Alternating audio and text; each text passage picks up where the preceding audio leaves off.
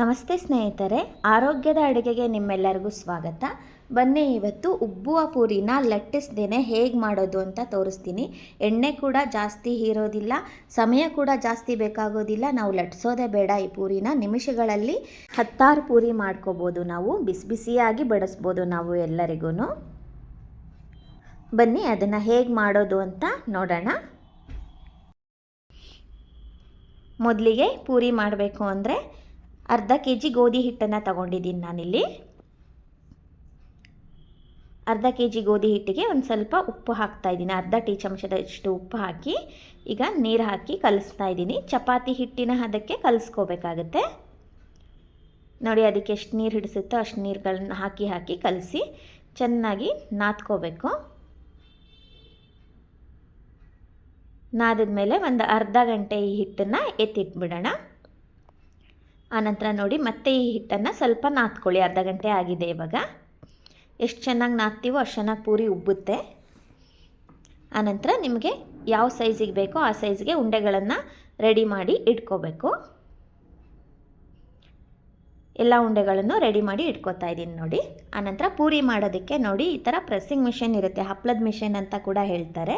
ಈ ಥರ ಒಂದು ಪ್ರೆಸ್ಸಿಂಗ್ ಮಿಷನ್ನ ನಾವು ಇಟ್ಕೊಂಬಿಟ್ರೆ ಪೂರಿ ಮಾಡುವಾಗೆಲ್ಲ ತುಂಬ ಈಸಿ ಆಗುತ್ತೆ. ಹಪ್ಪಳ ಮಾಡೋಕ್ಕೂ ಯೂಸ್ ಆಗುತ್ತೆ ನಮಗೆ.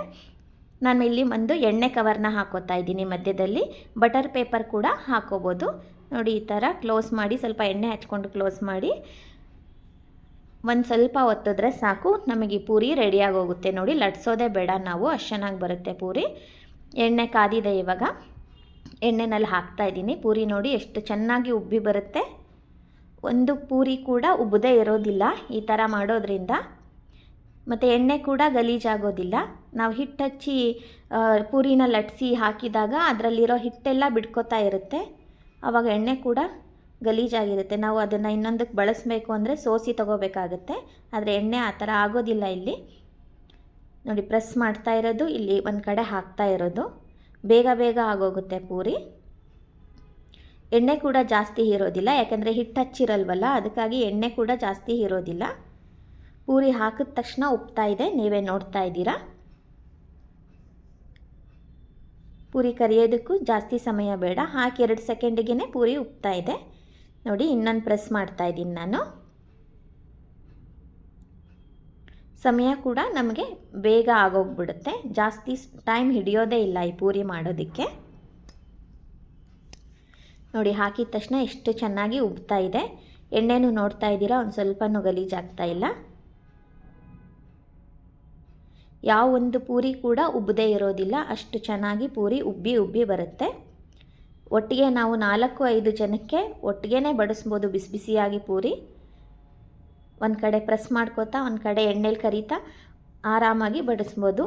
ಎಷ್ಟೊಂದು ಪೂರಿಗಳನ್ನೂ ನಾವು ಬೇಗನೆ ಮಾಡ್ಕೋಬೋದು ನೋಡಿ. ನೀವು ಈ ವಿಧಾನದಲ್ಲಿ ಮಾಡಿ.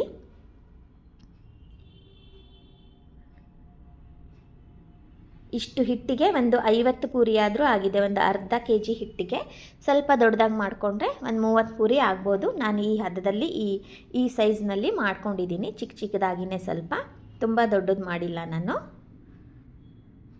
ನೀವೇ ನೋಡ್ತಾ ಇದ್ದೀರಾ ಪೂರಿ ಎಷ್ಟು ಬೇಗ ಆಗ್ತಾಯಿದೆ. ಒಂದು ಕಡೆ ಪ್ರೆಸ್ ಮಾಡ್ತಾ ಇರೋದು, ಒಂದು ಕಡೆ ಹಾಕೋತಾ ಇರೋದು